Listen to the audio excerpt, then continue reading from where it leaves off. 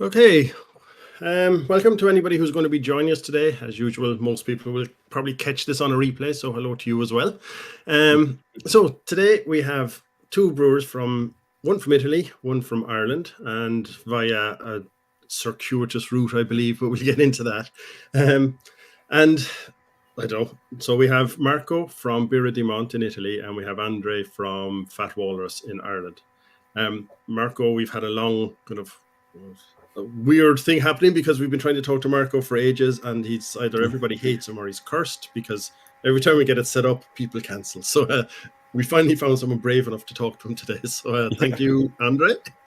Maybe I bring good luck.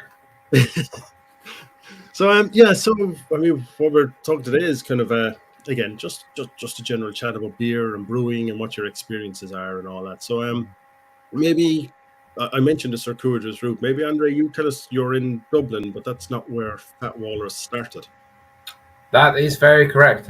But before I even do that, thanks a lot, Brian, for inviting me over. It's always nice to join such events. I can't say I've been to many. I've been to a couple, and it's always huge joy, good crack, as we say here in Ireland, right?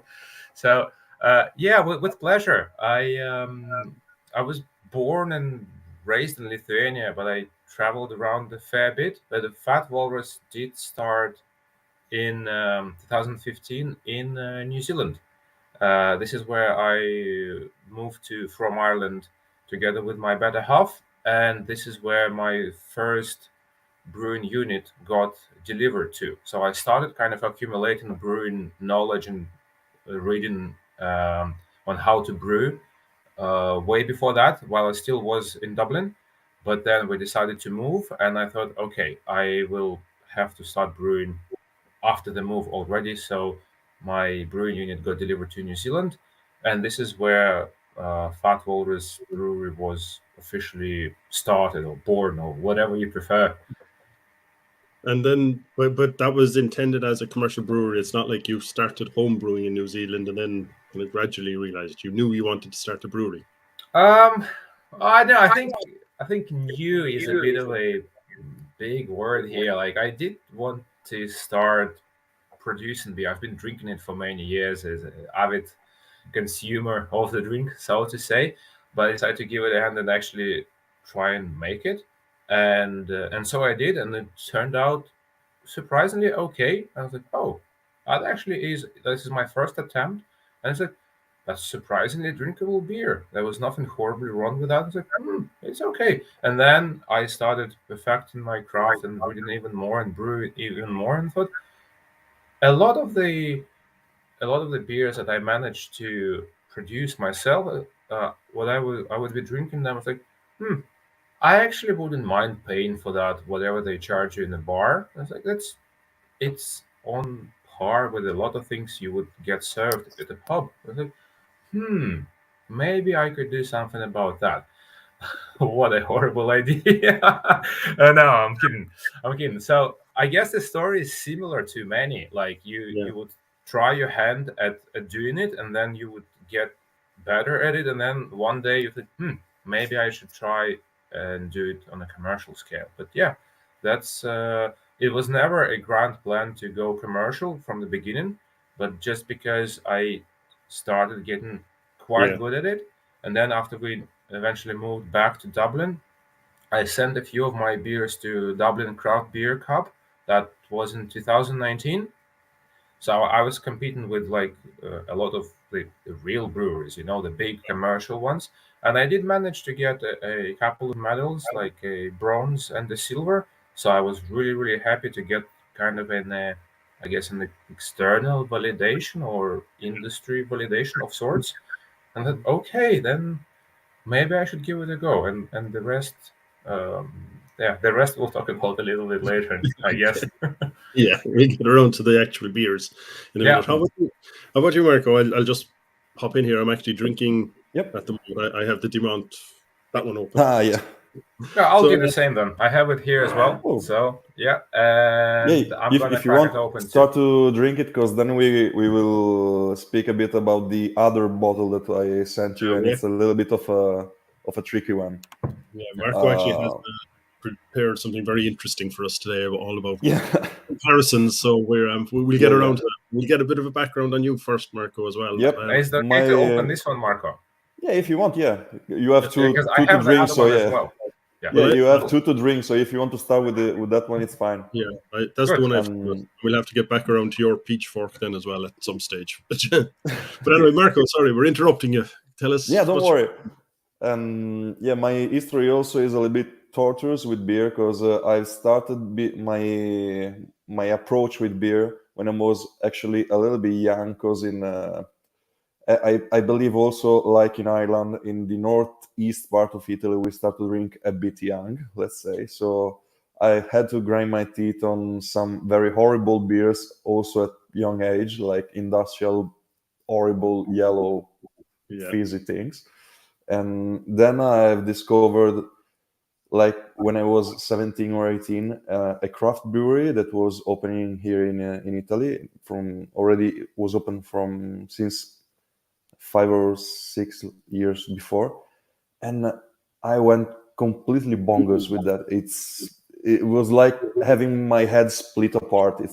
It was something that I could not believe it could taste like that. And I said, so this is the beer that people should drink. And then while I was in high school, I started to work as actually as a waiter in that brewery. And then I was basically skipping class to go to the brewmeister that was coming down in Italy from Prague. This guy is from Prague, and it's still, I believe, one of my masters. And this guy was basically teaching me a little bit there, a little bit here about production, but not that much because the time was not sufficient, basically. And then I continued to roam around beer after that job, and I went even quite far away from that job because I went even working on cruise ships as a TV technician because my diploma is actually in TV and image and photography. But then something was always there, like reminding me that my first passion, my first time I really felt passionate about something was doing that job. Like I was after the normal waiter, like say waiter hours that was not that few hours. It was really a demanding job. I was also going to cleaning kegs, transferring beer, bottling some. It was like really true passion. And then a couple years after I moved to Turin with my fiancée that is from Turin in the northwest part of Italy. I found a nice course a nice like let's say secondary diploma in beer, and that diploma was also made to let you work for 4 months in a brewery. And one of the breweries where I worked actually picked me as a brewer, and I started to grind my teeth actually brewing beer every day, and that stuck with me till now, basically. And were you doing actually home brewing in that, or were you just did you actually actually the reason it's peculiar that you as a and well, actually not Bruxelles native, but Bruxelles citizen now, I believe, Brian. That's right. I was basically losing the hobby, and when I went to a trip in Brussels and I visited Cantillon. It's basically changed my mind. I even had a dream with Jean, and that's really bananas for me. I had a dream that I was walking out of a cave. The entering of a cave was the opening of the boiling pot of Cantillon beer. Okay. So I was going out of that, and there it was Jean asking me, can you please help me with these people because I have a huge group of German guests and I need some help from you. And that was my dream that I had the night after I went to Cantillon. So I said, okay, maybe I have to go back to beer. And then I started to look for something to like actually learn how to make beer in a industrial way. Let's say not industrial beer, but in let's a get in a scale way, and then everything rolled down the hill from there, basically. okay. So yeah, that's Cantillon's a pretty it's a pretty interesting Yeah, place to say the it's least. intense. Let's say it's Yeah, intense. been a while since I've been there, but I suppose we can get around to talking about spontaneous beers at some other time, but that's a whole subject in itself. So tell us about, I mean, you're only the second Italian brewer I've had take part in Yeah. this thing. So I'm Well, I'm very vague on the Italian beer scene, to be honest with you. But I get the okay. impression that a lot of people are doing kind of things a little bit different, and like a lot of small breweries who are not just going Yeah. for say the West Coast IPAs, and Yeah. that they're trying little things different. Yeah. Let's say that we Italians tend to be a little bit more. How to say?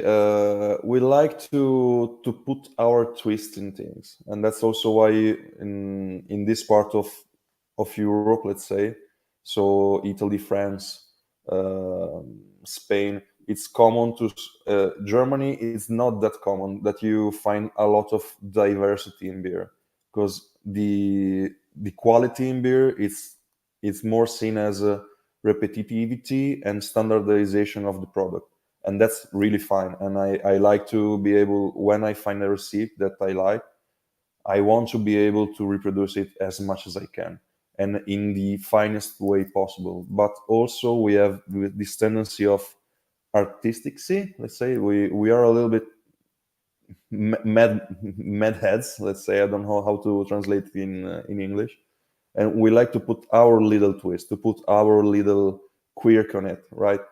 So with that, you can start to drink something like IGA, Italian Grey Pale. With that, you can find the chestnut.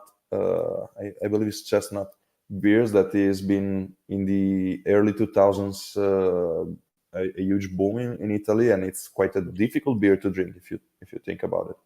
And you can even find the Italian pilsners. So taking the exact same material that you will use for a pilsner, but using, for example, the same noble hops that you will put in a pils, but using also it in the dry hopping phase. So you don't change that much the composition of the beer, but you change the arrangement, and that makes a huge difference. Okay. And that's one example of a little quirk that you can put.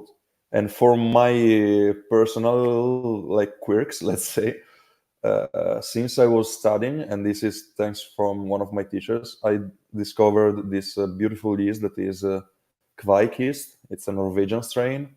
It's been rediscovered since I think now it will be like 8 or 9 years in the making, from Lars Garsol with his blog, and I can't thank him enough, because in the previous brewery I managed to put on the line, on the taps, only beers made with Kveik, and it was ranging from Helles to Pils to Porters to IPAs to Bock, Doppelbock. I even made some Blanche, some the Belgian wheat, let's call it, and even something like with any affiliation to any style that I just liked it to make. And it's so malleable, so ductile, you can use it for anything. And when I did that, I became the first Italian brewer to use that yeast in the whole process, in the whole facility. So I didn't have any other strain in that moment. And Okay. now I'm starting to experiment a bit with that also in the new brewery, in this one in Dimont, that now I'm there from 3 months now. It's almost 3 months now, and we have an issue that we need to deliver a lot of beer, but we are still growing.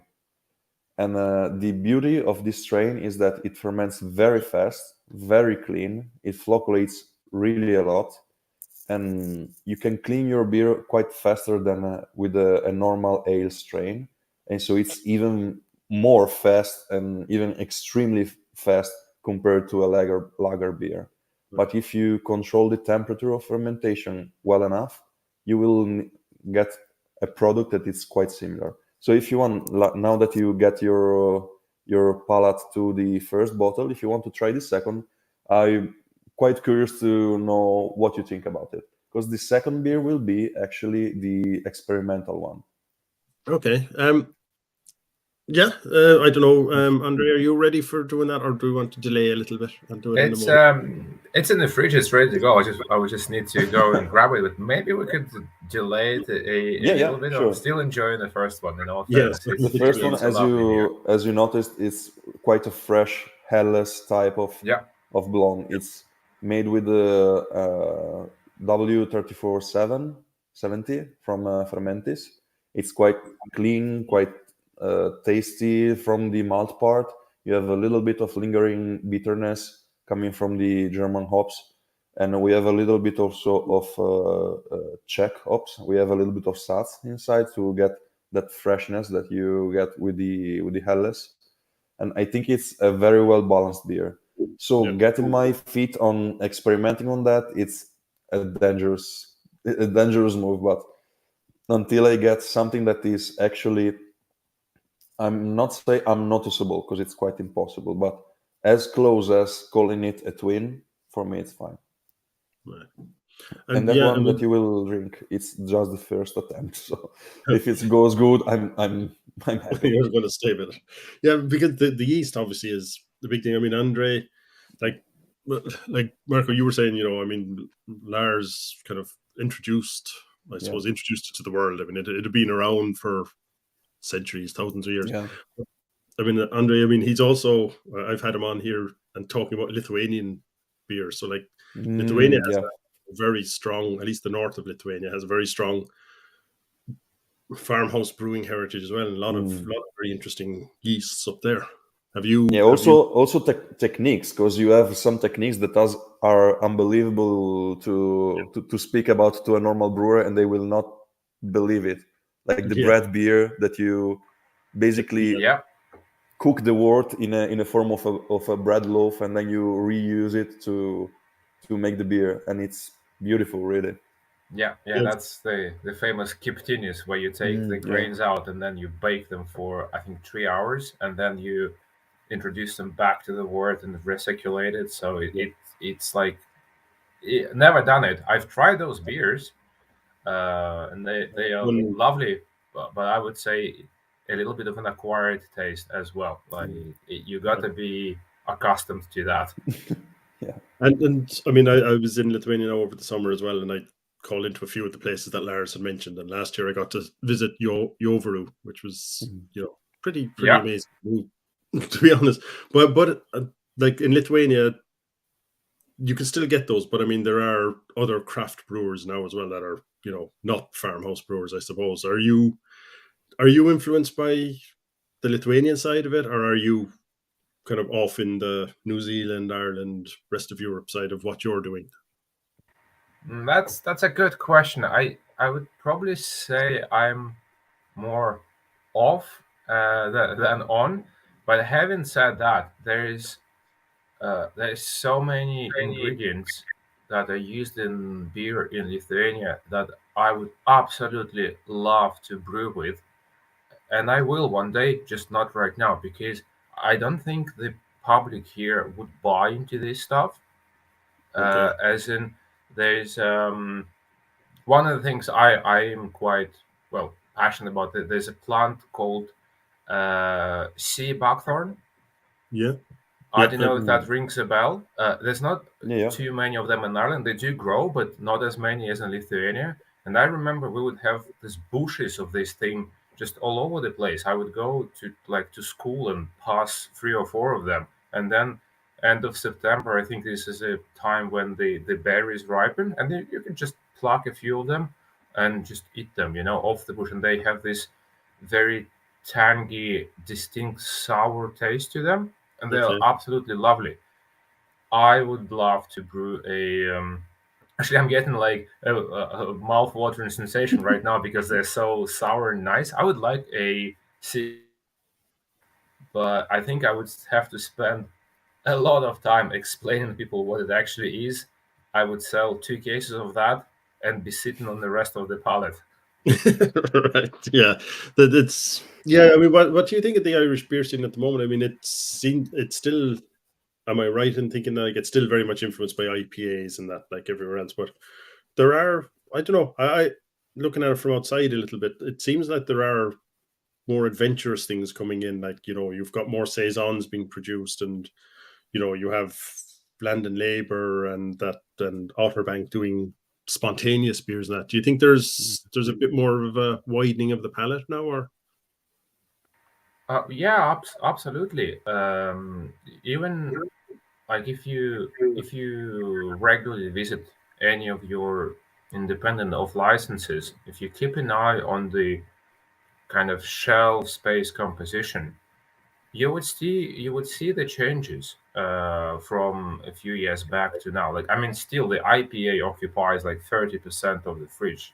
It's still true, but then you would get your like your saisons, you'd get your sours. If you're lucky, you'll get an occasional couple of goses and stuff. Uh, go back 5 years, it just wouldn't be there. Okay.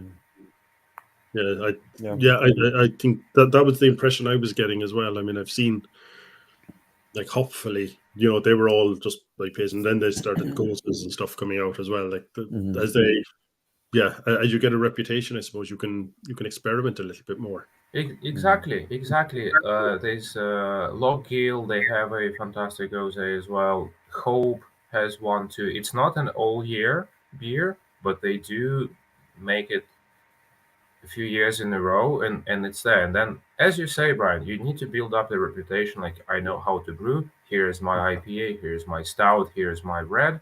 And then here's also something a little bit less conventional, and then people might try it out. But definitely, and there's also more foreign beers coming through with their twist on everything. Like Pinta is quite big. The Polish lads, I believe.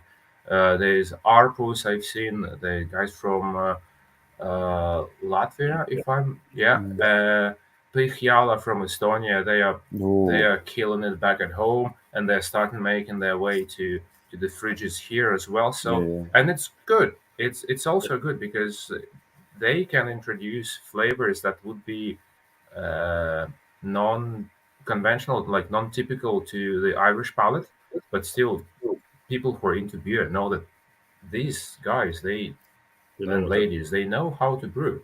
So if they decide to add whatever in there, it will probably be all right. So it's a good sign, definitely a good sign. and are you seeing more of that in Italy as well? Yeah, actually, when speaking of, I've started drinking craft beer quite early, and I got my palate to a certain type of beer. So my normal industrial beer is not my normal beer is not industrial beer. So when I went to actually a trip in Ireland, I was surprised to see how many breweries had the oyster stout on tap, and that's for me. It's been one of the beers that let me rediscover Ireland when I was at home. And Okay. when I came there, it was beautiful to see how many breweries were popping out. It was a little bit like 10 years prior in Italy, and it was like a few years ago. It was like this ferment, we say fermento, we call it. Like everything was bubbling and growing, and you had a lot of breweries coming up and with new things, with new tastes. You had Berliner Weisses made with organic, fresh herbs from the islands, and you had things barrel aged things in wine barrels, in whiskey, and obviously whiskey barrels, but also wine barrels. That's something not so close to you. So it Yeah. was beautiful to see that a lot of experimentation, and I'm I'm hoping to see more and more and more from Dublin. And actually, I want to come back to Dublin even not for beer, for Phoenix Park, because I love getting the apples eaten from my hands by the deers because it's beautiful. Okay, that's And if you go to Dublin, it's something that you have to do. okay. I've never seen that on a tourist book, but on a guidebook. But we'll make a point out. Go to Phoenix Park with an apple. Yeah. Yeah, because they do come up. But I'd never thought of it as a tourist attraction, to be honest with you. Actually, I went there 2 times. The first time when we just landed in Dublin, and the second time when we ended our trip, we had some hours to spare, and I said, "Well, there is Phoenix Park close by. Let's buy some apples to my fiance," and we went there. Yeah, well, the other thing is, I think probably trying to get out of Dublin would be a good move as well, because there's a lot of breweries around the country now, a lot of small ones that are kind of doing interesting stuff. I mean, and Andrej, like you said, you came back, what, 2019? So you came back and you were trying to set Yeah, up. I think so. I think so. You had about 6 months or so before COVID hit. So how did that, like, have you managed to kind of, let me rephrase that. If COVID hadn't hit, where do you think you would be now versus where you are now in production and the awareness and stuff? Right. Well, the COVID obviously affected us all, but I would say it affected me to a lesser stage because I only moved to Fat Walrus full time February this year. Okay. So I was doing it as a kind of part time while I was still fully employed in my previous job. So things were moving along slowly. So when COVID hit, I kind of turned the dial down a little bit on it because, well, you know Yeah. the story. But then we finally managed to get over the pandemics, and I pulled the plug on the corporate job and joined the Fat Walrus full time. So I kind of weathered the storm, you can say, in terms of not being out there when everything was shut down. And actually, one of the questions I had a few people. So, in ways, I'm wondering whether COVID actually helped the craft beer industry, like the fact that people weren't going to the pub and maybe buying their own stuff that they were buying online. Were they willing to take more of a chance and say, "Look, I'll throw in some strange beer I've never heard of into my package"? Do you think it helped, or? I would say so, and I think I read some articles from and research from Board B, I believe, when they were analyzing the performance of different categories during the pandemic, and definitely the fact that the majority of brewers just thought, okay, we really need to get our online shop off the ground, and they did, and the orders came through because you don't really want to buy, I guess, Guinness online. Well, maybe I'm wrong. Yeah. Maybe thousands of people do, but then since you're buying online, since you're going for something a bit more special, you might as well get a few bizarre cans from the breweries you never heard about. And I heard similar stories about cheesemongers and about coffee roasters Yeah. as well, because you Okay. don't go to your coffee shop anymore. You might as well buy, and I did it myself. I bought coffee from places I never knew existed in Ireland. Like, oh, there's a roaster operated by like 1.5 men in a shed in the Burren. Fantastic, I'll take two. So, yeah, I Yeah. guess it did help a lot. Yeah, I was wondering that. Yeah. It seemed to make sense to me that, I mean, because like that, I've done it, like you said yourself. I've been buying stuff, you buy it online. I said, but I've never heard of that brewery. But I'm sitting at home. I might as well try something. I mightn't buy the whole stock of that new stuff, but I'll throw in a couple of cans just to just add variety to it. Yeah, I see, Mark, absolutely, absolutely. you opened the Peach Fork there. Did I see Yeah, you? exactly. Because I had the can watching me, so Yeah, yeah. Actually, I have to kudos to you for the marketing because it's beautiful, really. yeah. I made a point of that. I mean, your And it's quite branding. a distinctive beer. When I wrote American Ale, this is really not what I expected, and I'm liking it. Well, it's technically, Marco, it's technically a cream ale. Hmm. but because not many people know what it is, What is a cream and ale? Yeah, I know. exactly, and because I thought if I put cream ale on in the Mm. front of the label, in front of the can, I would kind of scare away a lot of potential buyers because it's like cream ale, beer That with is cream, really? actually why we call the beer that I sent you blonde, bionda, because in Italy it's basically the beer.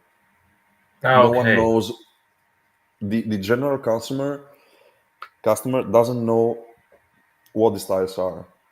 We have even an inside joke in the industry in Italy that is called birra doppio malto, and a lot Hmm. of people, due to the industry marketing that is always stirring the pot, trying to get people not to know what they're drinking, basically, capitalize on that doppio malto because it's double malt. It's something that is round in your mouth, so it's nice to package, it's nice to sell, but it's actually just a fictional category that is just for the alcohol content. But Yeah. people think about doppio malto as a style. It's like to Right. say, I don't know, 6 ABV beers is a style. That's to say, it's Mhm. not really. Yeah, So, yeah. but you can also capitalize on that as a craft brewer. So when you make let's say the first punch beer, so the one that you have to deliver and that has to deliver to the customer, and usually they always take the blonde one, so the classical stereotypical lager, let's say. So Hmm. it would be an Alice or a Pils usually, a little bit more uncommonly a color beer because it's just Mm. a tad more specific, let's say. And when they get that, it's, if you are able to deliver a beer that is as good as a commercially available Helles, but with your identity in it, then you won, and you can Nice. easily sell everything else in the package. But you have to have that icebreaker, let's say. Yeah, here in Ireland, I would say it's an IPA. You Hmm. gotta have a really good, strong IPA. Strong, not necessarily in ABV, but strong as a And as well-rounded and identity yeah. strong, yeah. And then Yeah, it's true. you can add more to it, and that's I think it still stands true to this Hmm. day, and it's been true for a few years, and that's something Yeah. I guess I should have learned a little bit better. The first beer I released was a Wise beer. What Well, an idiot! it's not that I bad. did manage It's to not sell that it bad. out. No, Yeah. it's a great beer, but Ireland is not a country that has a big taste for Wise beers. It's just it's just not uh, a thing, you know. But Yeah, I did yeah. manage to sell it, so that was all right. But it was like, why would It you may even shoot be yourself in the seasonal, leg? for example. It may be a seasonal taste. For example, in Italy, we say that dark beers goes only in autumn and winter. That's what we say. Because actually, it's true. You can see in the sellings that it's like that.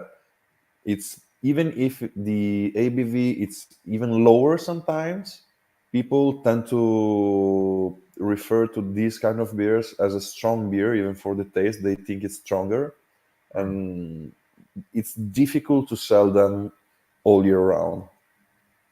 It's a And stout season, we call it here. So, and we are yeah, officially in it now. I think, Brian, correct me if I'm I wrong. think We're in so, the yeah. stout season, all right. Yeah, I think we we're will go out with the porter for the Yeah. Christmas. So I'm happy.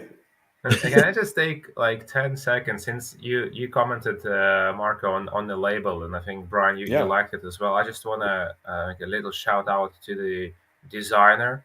Mhm. Her name is Daria Salomenko. Yep. She's based here in Dublin. She's a native Ukrainian but naturalized Irish. So and she's a one lady company, you know. So she's working on her own, and she's fantastic. She designed three out of my four labels, and I absolutely love working with her. And just when you are drinking my beers, you're not only supporting your local craft brewer and your local Mhm. independent of license, you're also supporting your local independent artist, which is fantastic. And there you go, a little bit of design and promotion, but needs to be done. There's a lovely labels. Yeah, no, they're very good. I mean, it's like I was saying, you've I don't know how much time you spent on thinking about the branding before you launched. How much, because it's very, very strong. It depends. Sometimes it comes a little bit quicker, and sometimes you need to kind of chisel it out bit by bit. The pitchfork was a pretty quick one. I mean, I was stuck for ideas, but then I spoke to the designer and I explained to her a little bit more about the style, and she's like, "Oh, so it's like very American, kind of." Something to do with, like, it has a corn or flaked corn in it, and then a little bit maybe of a rural feel. Okay, how about we explore the famous American Gothic painting? And then, like, okay, let's give it a go. And then she sent me a few sketches. Like, yep, that's gonna be it. No, That's it is really nice. But I'm just, and as I was saying, like, I got a bit like Marco, but I think for different reasons got a bit misled about it, because having peach so prominent, I thought might turn out to be a fruit beer, but it's not. It's a hint of peach, not, as you Actually, said. Like, as you said that you're not so webbed to the Lithuanian traditional farmhouse ales. This, for me, it seems a little bit like it was an American farmhouse ale. This, for me, it may be. It rings in my mind. I think it's a flaked corn and flaked oats that give it that little bit farmhouse-ish Yeah.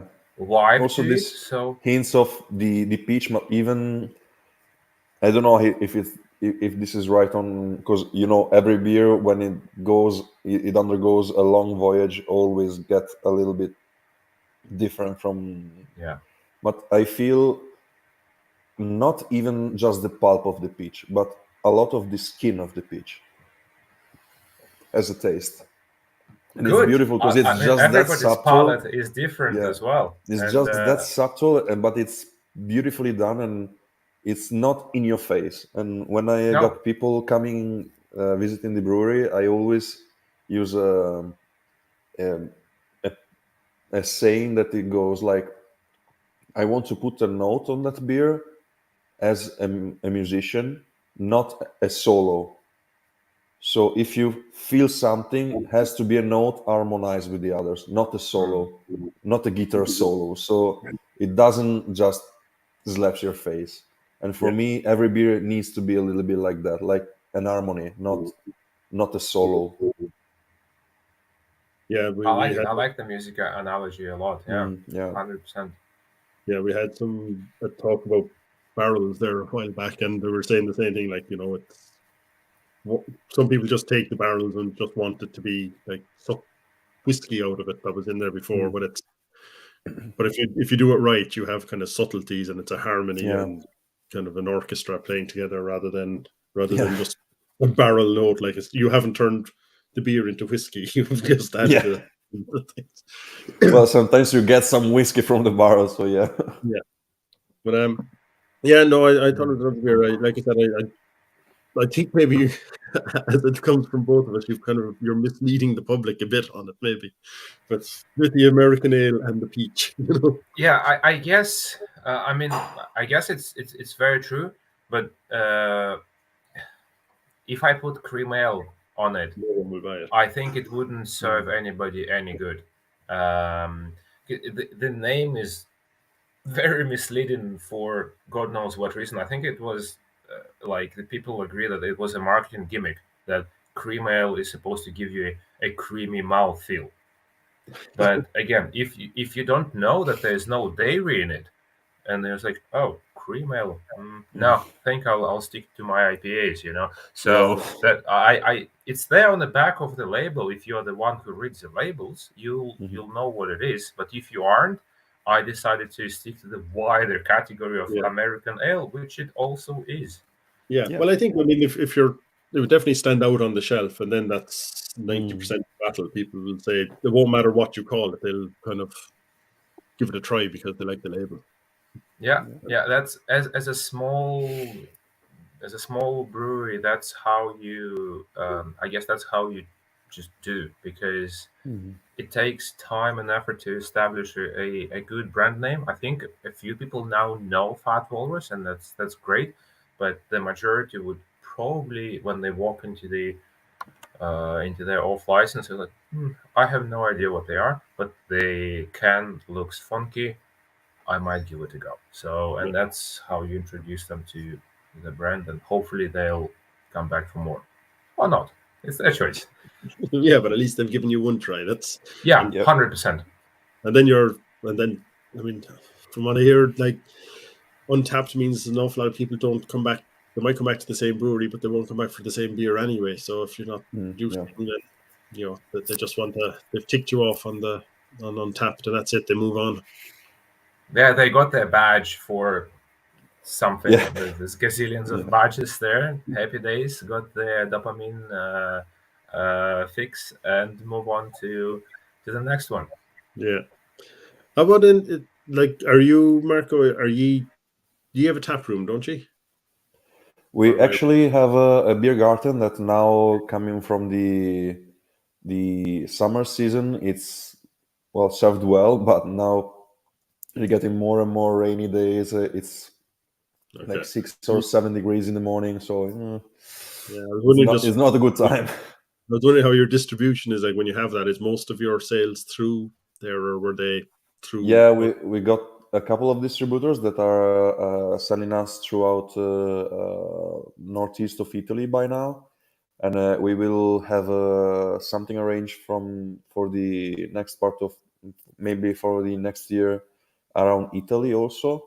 And we are also looking, as you were saying before, it's very important to have an online shop, and we are also getting one because it's a way to get a little bit of your beers inside the homes of people far away, and it's all marketing also. So yeah.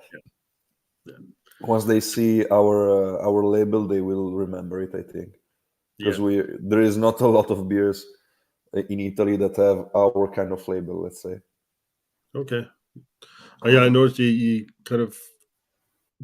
How local are you? That's where my question was going. I was trying to think how to phrase it, because looking at your website, there seems to be a very local focus. And you told me. Yeah, it's a very local folklore on our label. Yeah, actually, the little, how we call it, sbilfs. It's basically little fairies, let's say. And in our part of Italy, and we are a little bit connected to Ireland in this case, because we come from a Celtic tradition, not a Latin tradition. And we also have our own language that is different from Italian, and it's recognized as a different language. And we have a different folklore. So we have things more common with the Celtic area. So with the north central part, with the Middle Europe part, let's say. These little fairies are famous in our region because whenever something was happening in the household or in the barn, in the fields, and was something that it was a little bit of a problem, but no one knew who did it. It was a sbilf. So you had any different one that the one that goes to untie the knots of the buttons. You had the one that capsize the milk in the field in the under the cow, or you had the ones that was grinding a little bit of your stool, so it kept a little bit tipping, things like that.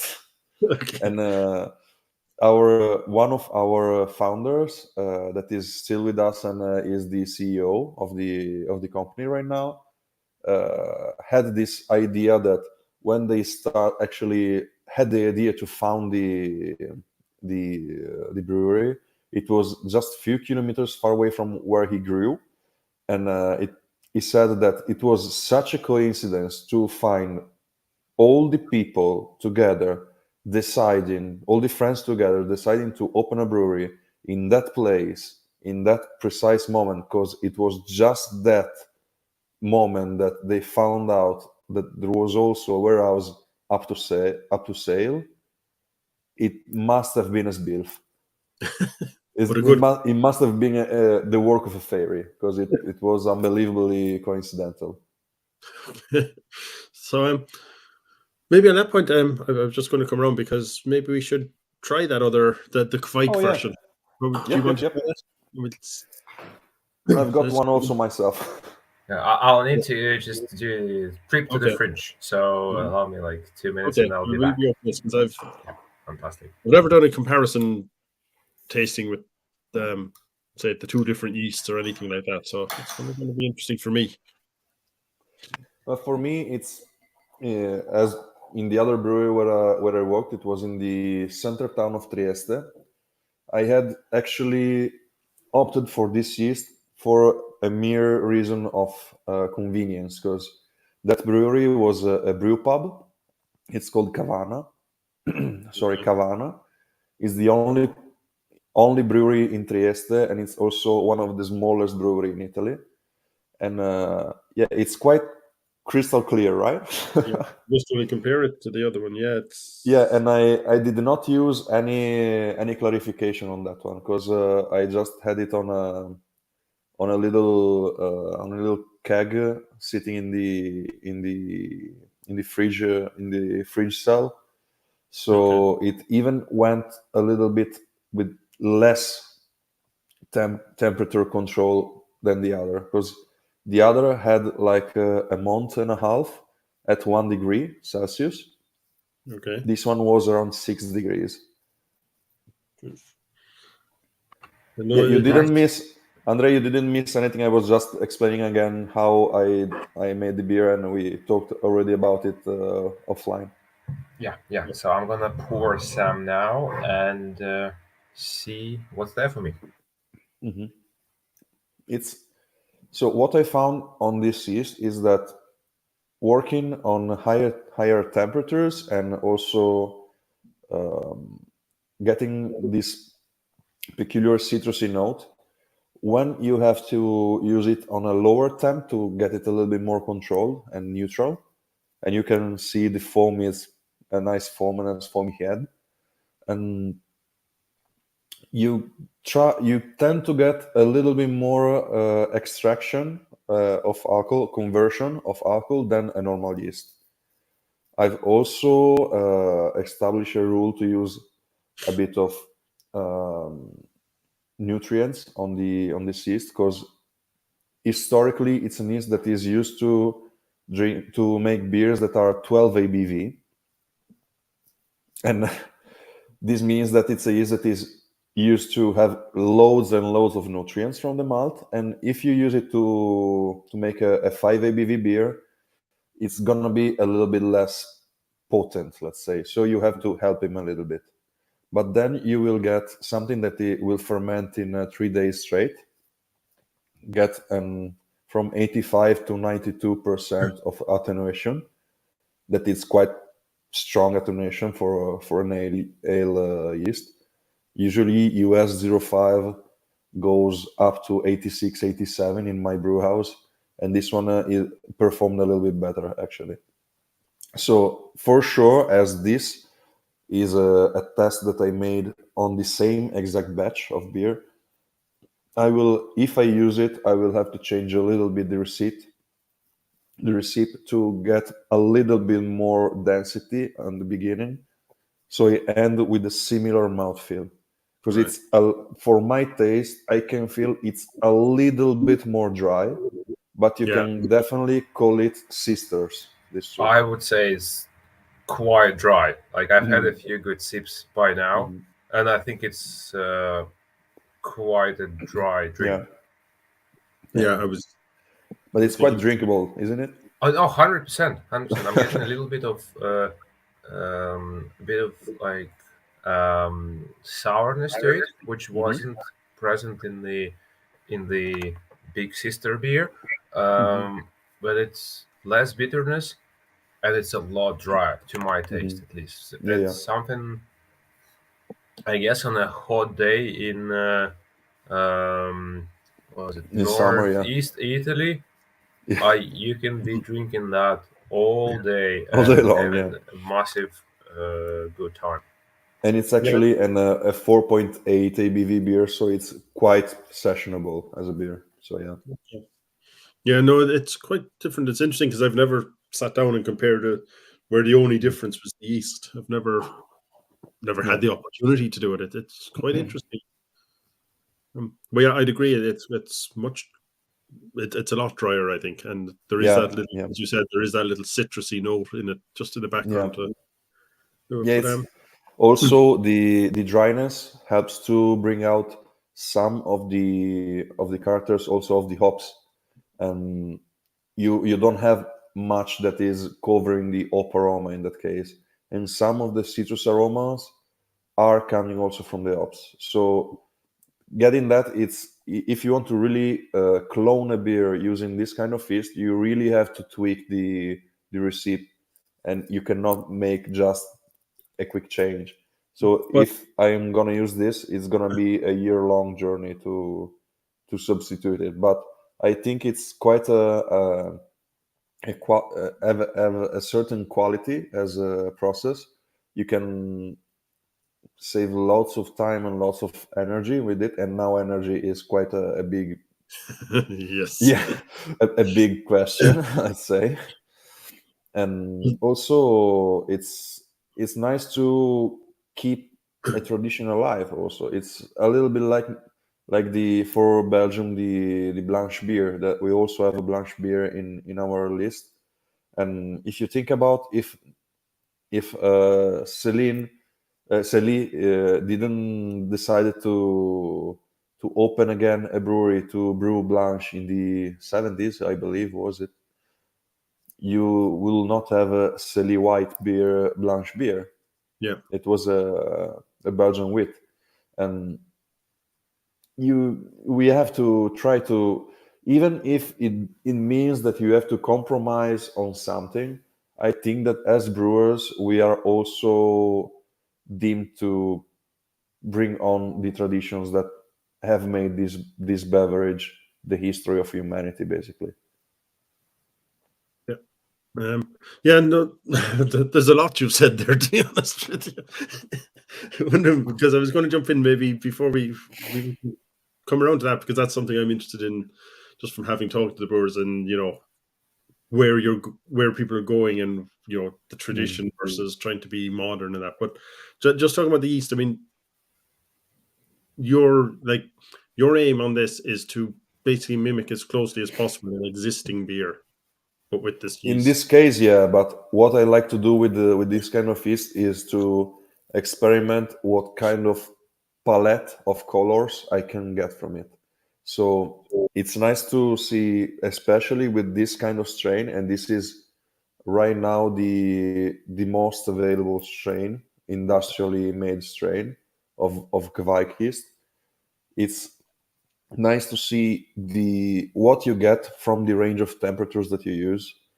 You can get different things, and you can use them as a specific ingredient in your color palette for making your painting, let's say.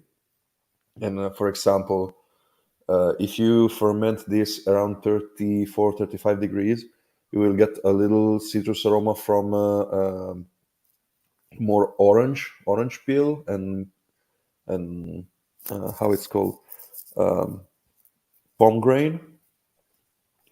And then if you go a little bit more higher, you will get a little bit more clementine. I don't know how it sounds in Yeah, English, because clementina we call it. That's a little small fruit and has a very distinctive aroma. And you can play a lot with this if you are using, for example, the yeast to make a blanche beer, so a Belgian wheat. You can easily boost a little bit the orange peel flavor with this yeast. So you can use a little bit orange peel because it's a pain back to use orange peel in the brewery because it always stacks everywhere. So and it's very hard to clean. So if I can use a little bit less, I'm happy. And but you can also have something that I believe it's more stable also, because the extraction that you have from an orange peel or from the hops, for example, is not as stable as a molecule that is being biotransformed from the yeast, so has already undergone a biotransformation. So I'm quite eager to think that if you make a beer that tastes like the same, one with the strain of yeast and one with a hop, for example, that gives you that exact citrus aroma, like say maybe Cascade hop, for example, it's quite similar. From the two beers, I'm quite eager to believe that the one made with this strain of yeast will have that flavor more stable than the one made with the hops. Okay. And it's also probably going to be a lot cheaper. No, because the yeast actually now it's quite expensive compared to for say an US 05 strain. It's almost double right now. Okay. And also because of energy and cost of materials, every price is going up. So yeah. Yeah, no, it's just that hops being expensive. I wondered whether, you know, but that's interesting. Andrej, have you experimented with yeast, or is that something you've? Not as much as Marco here, but yeah, I do run my experiments, and I actually very much like your idea, Marco, about like replicating a particular flavor compound with the yeast, and Yeah. I would tend to agree that it will probably be less volatile Hmm. because you are releasing it at lower temperatures and later in the beer production stage, so it will have less time and less Hmm. thermal pressure to fall apart, disintegrate. So there could be something in there. So good luck with the experiments, man. Yeah. Yeah, but And back to the also yeast. I like to I'm use sorry, it go on. on the IPA also for that, because I can boost the flavor of the hops that I use, and also make more degrees of more levels of depth. So if I use Yeah. certain kinds of hop, I can add a little bit more layers using the yeast strain, because depending on the temperature, I can get different things that maybe are a little bit harder to get with the yeast, with the hop, or maybe get biotransformation from the yeast on that hop, and then get more and more and more layers of citrus aromas that will get a more complex beer. So making still an IPA, but a little bit quirkier, let's say. Yeah. No, there's a gazillion of opportunities to experiment and tweak for Yeah. sure. But back to your question, Brian. Like the beer that you had the pitchfork, the original recipe that I went for the Dublin Craft Beer Cup, and that one got me a bronze medal. I rebrewed that here, but I did make a few tweaks. So I decided to peachify it, and I added a peach puree to it for a little bit of a flavor. But then the original yeast that I used was a good old US05. But since I wanted it to be a little bit peachy, and for the flavor, there's a little bit, and obviously the peach puree was responsible for that. But I realized it didn't have a lot of aroma to it, so I swapped the yeast for Vermont IPA, which tends to give out a little bit more of a peachy and stone fruit notes. So that hint of peach, like slight hint of peach that you get on the nose, is actually mostly uh, yeast derived, not the peach puree derived. So I did make a few changes just to complement the recipe, really. So yeah, not as crazy and as perhaps uh, deep as Marco here, not yet, but I do work with different types of yeast, and I use them to achieve my own goals. Absolutely. Okay. Just listening to the two of you there, I guess question jumped to my mind. Like it sounds like Marco, especially you're talking about it in very, chemical scientific terms. like, how do you see brewing? Do you see it as like an artistic thing or as a very scientific, I know I will pick this element and I will pick this element? How do you see, or is it that I am creating It's an artistic it's state? actually it's a bit of both. Is So as an Italian, I'm quite found with the painting culture, let's say. Uh, in the Renaissance, you had painters that was before being artists, they were great color constructors. So they was making their own colors with chemistry, with that time will be even alchemy considered a little bit. So I think a brewer is a little bit of an alchemist, so has to know his roots, his chemistry, his biochemistry, how every single ingredient will work and interact with each other. So you will have in order to make beer, you can make everyone can make beer, but in order to make good beer, you will need to be a little bit more specific than that, let's say. So you need to know your basis. You need to know how to treat your water, for example, how, or if not, if you don't treat it, why you cannot treat your water, or from your untreated water what you will get, and how to change your receipts, sorry.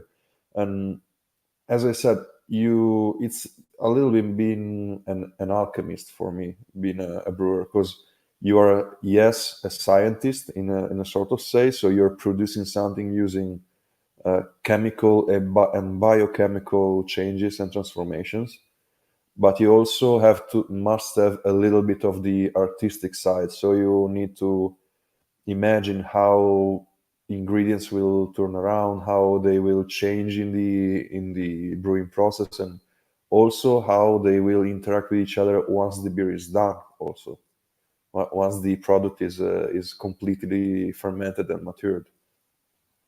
How about you, Andre? Is that like, do you see yourself as a as a chemist, or someone putting specific ingredients together, or yeah, is it a combination, or is it more artistic? Mm, I would say it's a good mix. Yeah, I'm not as technical as Marco here, but I did read like all those epochal books on brewing, like the on water, hops, yeast, and malt. I did complete a degree, like an online degree from KU Leuven. I think it's a Belgian university, and they have a the science of brewing course, which I passed and got my marks and all that. That was really science heavy. So, but I do think you have to have a creative string to it as well, and you can't be purely technical, but you can't also be purely creative because, well, you will mess up a temperature range and things will fall apart. And also, but at the same time, there's a lot of, to me at least, there's a lot of kind of magical stuff happening in beer brewing because when you think about it, unless you're a biochemist, then a lot of it is magic, right? Because what you do essentially, you prepare the wort. There's a saying that brewers make wort and yeast makes beer, right? So you prepare the wort, so you make sure that it's gonna taste nice for humans, but you also ultimately make sure that it has all the good qualities and all the nutrients and all the temperature and all the conditions for the yeast to be Please. successful. And then you introduce the yeast there, and those are little single cell things that are alive, and they have, well, they don't have mind of their own, but they definitely up to something. And then if you give them the good conditions to be successful, can a lot like humans, aren't they? Like if you prep them for success, they probably will be all right. Yeah. So and then you leave them be. Just make sure that the temperature is okay, and what they give you is a lot different and a lot better to what you gave them. Isn't that magic? Yeah. Yeah, Well, actually, this is something I always say to people coming in the brewery, that we are actually yeast trainers. That the only work Exactly. that we do is train the yeast and Yeah. nothing So else. Absolutely. I sometimes, like when I was home brewing, I would talk to yeast, and I was like, "All right, guys, you're warm Yeah. enough. You can do it. Your cell Speaking of count is speaking of good. Come though, on." speaking of this, you know what is a tradition with the Kveikist, and I was No. actually doing this when I was in the other brewery because I am a man of science, but I strongly believe in tradition sometimes. Well, when they are so badass, because when you pitch the yeast, you're supposed to scream at it. You have to strongly scream at the yeast, like an old good old war scream to the yeast, because for the tradition Norwegian tradition, it scares away the bad influence from the spirits. Yeah, I've heard the two things from there. Yeah, people screaming and other people then whispering. So there seems to Yeah, be Yeah, maybe I two was the different types second of kind. easily scared and yeah. If I was in the marketing team for that yeast, I would totally say it's voice activated, right? Yeah, nice. no, it's very interesting. Like you said, Mark. I mean, it comes back around. I suppose ultimately, like all beer is back to tradition. You know, Yeah. it's a tradition thing that's been around for, well, I don't know how. I don't know when they've discovered the last or the first beers, but you know, it's a few thousand years anyway. So Well, I yeah, remember I wrote something about the islands on top of Scotland, how it's called, Orkney Islands, yeah, and they found some pots with traces of malt inside, and it was 10,000 BC. So from malt to beer, it's quite a small step. yeah. So maybe there was already creating beer on 10,000 BC. That is unbelievable. Yeah, no, it's a long time, and well, that's an understatement, really, isn't it? Yeah, I mean, I feel a bit stupid for having said that, but like I said, the traditions there are, you know, how do I put this? The traditions almost, I guess, except for you know, at least in Europe, let's put it down to Europe, except for maybe Northern Europe, Scandinavia, Lithuania, and then maybe Germany, and that like it pretty much and Belgium. Let's say Belgium and England as well. Like there's most of it died out. It's completely gone, and it was just replaced with the Heineken and mass consumption lagers. But luckily, it does seem to be where it survived. It does seem to be coming back again, like with different styles of beer and yeah, people more interested in like I said, what you can do. Things like let's take raw ales, raw beers, sunboy, yeah. like they're fascinating and I wish one time to brew a raw ale on the brewery, but it's gonna be a long step, right. a long step. Yeah, no, I've been lucky enough now to try quite a few of them, and yeah, I believe it might be Leuven or is it Ghent? They're putting together a course on brewing with raw ales and that as well. I don't know where it is in the process, but I know they're doing something and they're talking about that. So that seems to be a new kind of everything comes back around. Everything's new again, I suppose, after a while. Yeah, And we're lucky enough that people like Lars and that made sure he got there in time to make sure it didn't die out, because most of that is very, very, or is still very tenuous, because it's still a lot of old brewers who, when they go, who's following them. So that's a cheerful note, isn't it? We have to find.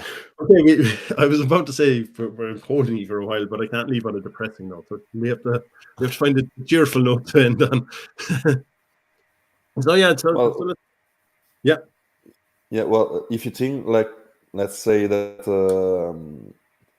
who could have thought in the mid of the 60s that we will have now something like close to 1,000 breweries, craft breweries in Italy, and it's almost close to 1,000 right now. And in the US, from the 70s to till now, you will have something like 3 or 4 thousand right now, maybe not counting the Pico breweries. Mm. And in Ireland also, from just the last few years, it exploded. No one had yeah, no one could think about that before the craft beer revolution. And now we have all these different kinds of breweries, the beers, different styles of production, someone like Dogfish Head that still makes a shanty sometimes with steaming hot stones placed in the wort. It's the beauty of this craft is this one, that you will never be out of creativity, you will never be out of nuances, never be out of new styles coming out. And some of the styles, is true, they will get from the tradition, but some will be completely new. The IGA, the Italian Grey Pale, for example, we thought it was a completely new style. Actually, from some findings in the archaeology, in the archaeology of in Italy, they found some Celtic beers made from Longobards that were made with a little bit of grapes inside it. And they think, the archaeologists, that the grapes were used as a starter for the yeast to get into the wort. Okay. And it's just a circle closing itself, if you think about. Yeah, I suppose there's nothing new in the world, as they say. It's all just... Yeah, but the nice thing is that we can create on it. Yeah. Okay, well, look, I've held you for a long time. It's been an hour and a quarter. And you were chatting for a good 10 minutes before that. So Yeah. you must be tired now. So I'll just say, yeah, first of all, thanks. I was going to ask, and I think, Marco, you've already answered this, but I'll just finish up. Is there a style of beer, since we're talking styles, that you haven't brewed yet, but you really, really want to? I think Marco, you've pretty much just answered that, but... Yeah, a raw ale, it's quite for sure something that I want to brew, but also, for example, I wish to bring back a little bit of the brut IPAs, for example, but made with more botanicals. So something that is halfway through an hard seltzer and a beer. Let's say like that, with a botanical hard seltzer beer. That's a new style. I just made a new style. Put that on the can. Yeah. But how about you, Andrej? Anything you really want to brew, or that you just haven't had a chance to get, or that you think the market you never will because the market won't hold it? Yeah, well, as I mentioned, I'd love to make a sea buckthorn sour, and eventually I'll get my hands on a good load of sea buckthorn, and I'll make it happen. But right now, I'm brewing a trial batch of stout, because we're in the stout season. It's not my favorite style of beer, but I know a lot of people like it, and that's a time for stouts. So I'm making a test batch, and then if I'm happy enough with it, I'll scale it up to commercial size, and there will be a Fat Walrus Stout as well. I do like that it has fat and stout in the same name, so it's like, woohoo, having a little pun here. So yeah, watch this space. If you aren't already following us on Instagram, please do. I'll definitely keep everybody posted. But otherwise, yeah, this baked malt, Lithuanian traditional one, could be interesting as well. I do like rich and sweet and like kind of caramel flavor beers. So, and that ultimately delivers this. I don't think there would be a lot of people who would appreciate that, but then again, one can dream, right? Yeah. Well, once you do it, just give a voice to me, because I will come to taste it, and I will put some apples on my backpack. Fair play, man. That's a deal. Okay. Well, listen, that is the more cheerful note to end on than the one I nearly had a few minutes ago. So I'll just say, look, thanks a million for taking part. Thanks a million for the comparison of the different yeasts and that, the different styles. That was very interesting. And I don't have anything arranged for next week or the week after. I'm still trying to arrange a couple of sessions down the road, but hopefully we'll be back in about 2 weeks. And in the meantime, yeah, hopefully we'll keep in touch. And just thanks a million for taking part. Chris, You're that welcome. was a fantastic chat. Thanks a million, gentlemen. Brilliant. I'll just play out a tiny little video here again, just to kind of finish things off. And thanks again. And here we go.